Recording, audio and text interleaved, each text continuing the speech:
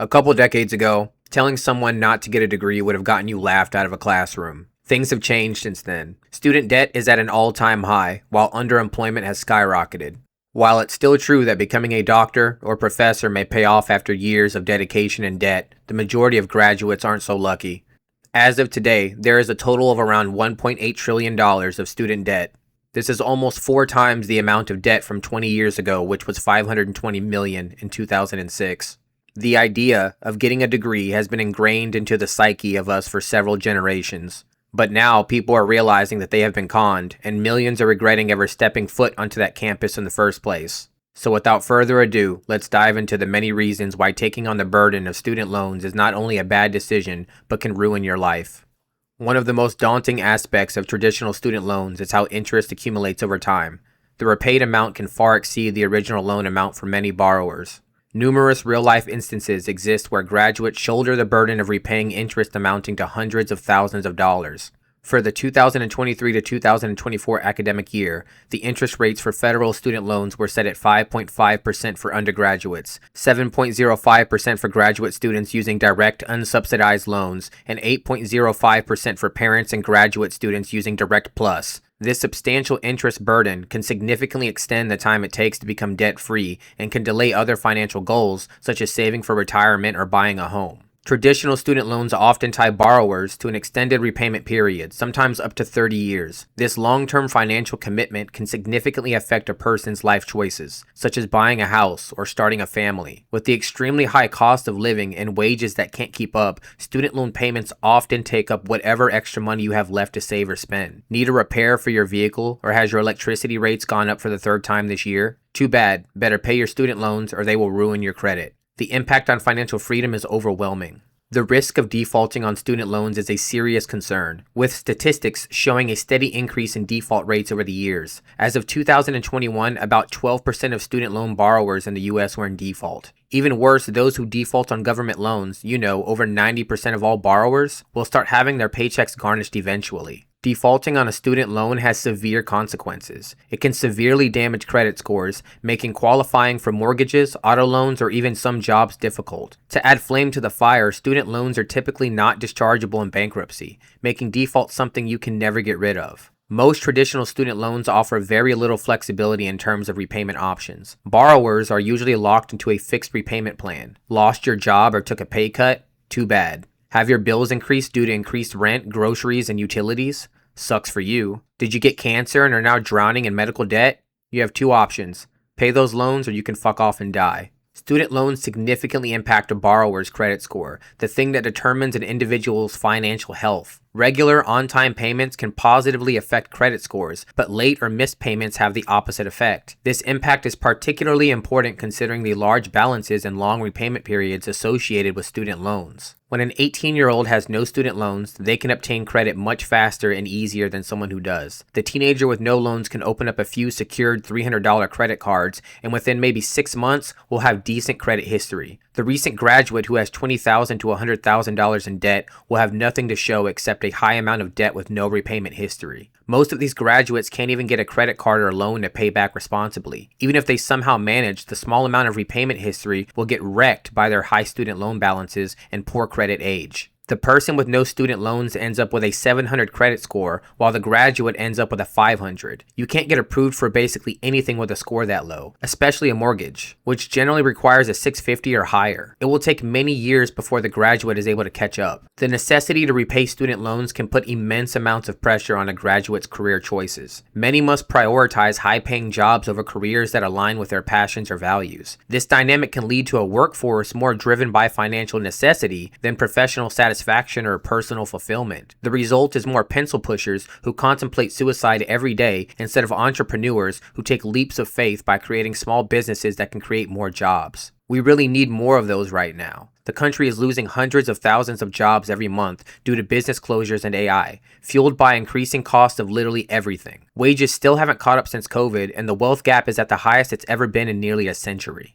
A huge criticism of many traditional education systems funded through student loans is the gap between academic education and industry requirements. This often results in graduates who are well versed in theory but less prepared for practical job-specific skills. When I was younger and working in hospitality, the amount of fresh graduates from culinary schools who were an immense amount of debt that had no actual skills when it came to the day-to-day operations of a restaurant was astounding. They had knife skills and knew the 5 mother sauces, but couldn't take the pressure of working in a high-stress, fast-paced kitchen 8 to 12 hours a day. This meant that those of us who started as dishwashers and prep cooks could still get promoted to sous or executive at the same rate, often even quicker. One of the largest culprits in the culinary degree scams was a renowned French institution called Le Cordon Bleu, which was forced to shut down all 16 of its locations in the US due to its horrific practices of trapping students in high amounts of debt, sometimes around $90,000, for degrees in the lowest paying industry. This is just one example, but the result across the board is that a lot of graduates struggle to find employment in their field of study, forcing them to question the return on investment, ROI, of their education. For those who don't know, return on investment is the amount of money you'll make over your life compared to someone who got a different degree or none at all versus the debt burden you took on. The impact of widespread student debt extends far beyond individual borrowers, affecting our entire society and the economy. On a national scale, the economic ramifications of widespread student debt are significant.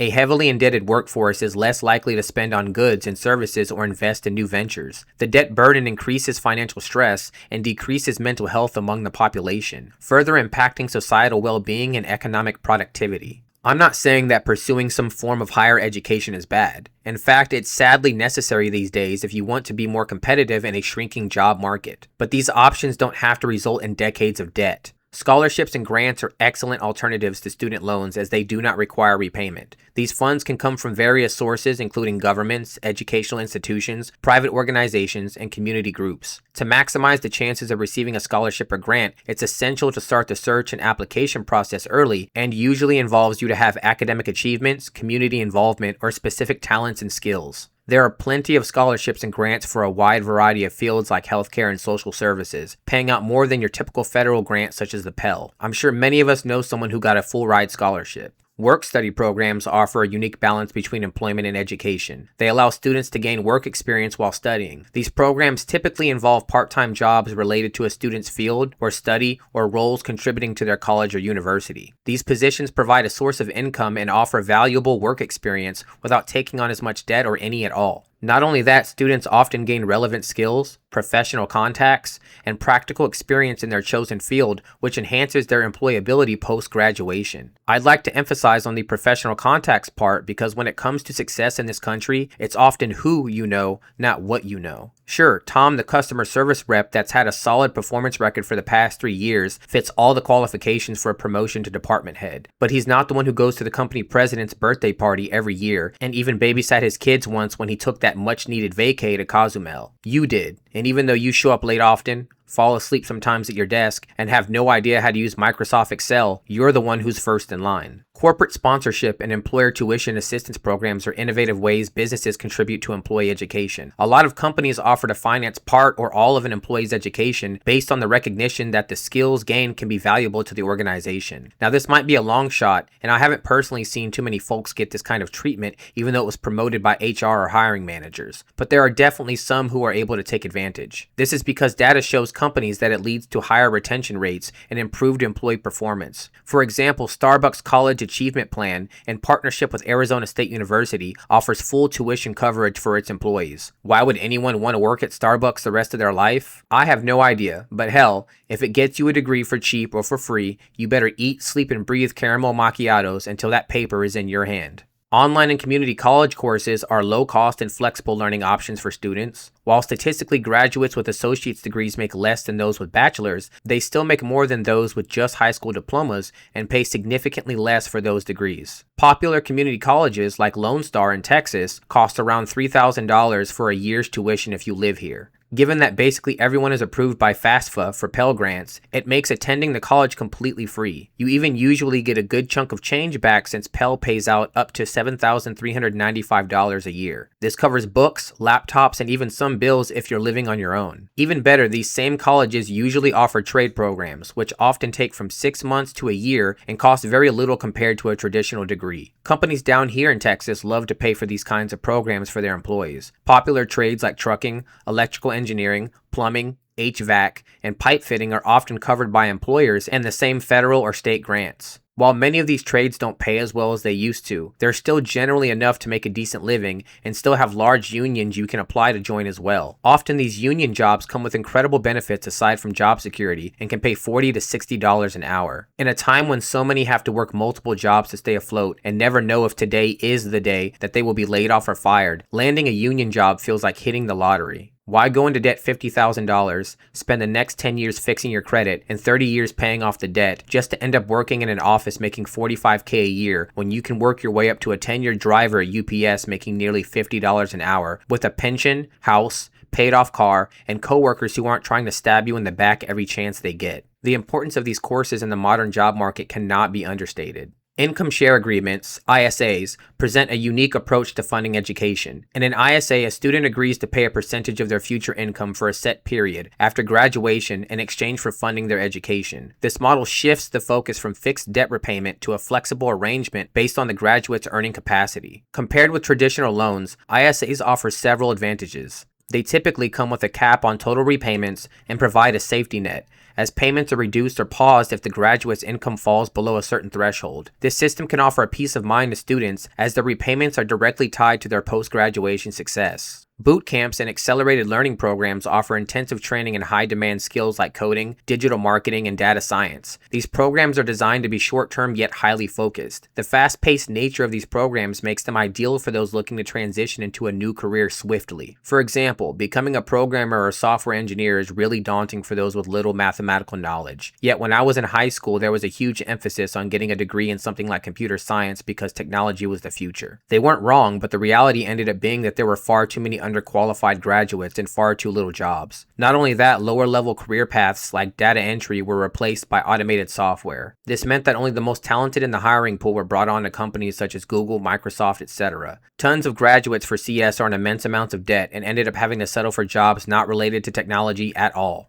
When considering the ROI, boot camps and accelerated programs often fare better than traditional college degrees. Many graduates find they can recoup their investment relatively quickly due to the high demand for the skills they've acquired. At the end of the day, your degree matters a lot less to tech companies if you don't know how to code. And most of the founders of big tech never even got degrees themselves because skill is most important. These boot camps are kind of testing grounds to determine if the career path is even right for you, and if you realize that writing hundreds of pages of code in assembly every single day is either too boring or overwhelming, you lose very little aside from your time. Lastly, pursuing self-funded education through part-time work is another viable alternative to student loans. This approach involves balancing work and study, allowing students to pay for their education as they go. It requires careful time management and dedication but can be highly rewarding. The most obvious long-term benefit of self-funding education is the avoidance of debt. Students who work part-time develop valuable work experience and life skills while funding their studies, which can be advantageous when entering the job market. When realizing how many other opportunities exist for someone in America to attain a decent job and still attain some semblance of the American dream, aside from going down the high debt, high risk, and low reward path of a traditional degree, one can easily see how student loan debt is not only a trap, but a scam. A scam that is being pushed by educational institutions, which have created an entire system of slavery by forcing graduates into a cycle of debt they can never escape, while simultaneously sucking our government dry of tax money that it simply cannot afford. As of me posting this video, the US debt is over $3.6 trillion. That number isn't shrinking anytime soon, and neither is your tax burden. But at the end of the day, our government can always raise the debt ceiling with no real consequences since our dollar is the global trading currency. You, on the other hand, can't raise your debt ceiling without getting approval from a bank, and you certainly can't have your debt payments delayed indefinitely. One thing the Biden administration did right was pushing for mass student loan forgiveness because grooming children and teenagers their entire lives to go to college, then giving them tens to hundreds of thousands of dollars, trapping them into a system where only a small percentage could ever pay off their loans was wrong. By resetting the debt, it gives us a chance to re-educate the youth and teach them of the plethora of better options so that they do not make the same mistakes many of us did. Unfortunately, the Trump administration wants everyone to pay the loans back, and millions who are unaware have already defaulted. Unless someone else changes tune, things aren't going to get better for graduates, and undoubtedly, the economic situation for everyday Americans will only get worse when everyone is forced to repay. Decreased credit scores, more homeless, and even less spending to stimulate the economy. Lenders will either be forced to decrease their credit requirements, or even less Americans will be capable of getting mortgages, auto loans, etc. It is more imperative than ever that we educate our children and future generations on the student loan scheme and ensure that they will make the smartest decisions possible when it comes to their futures.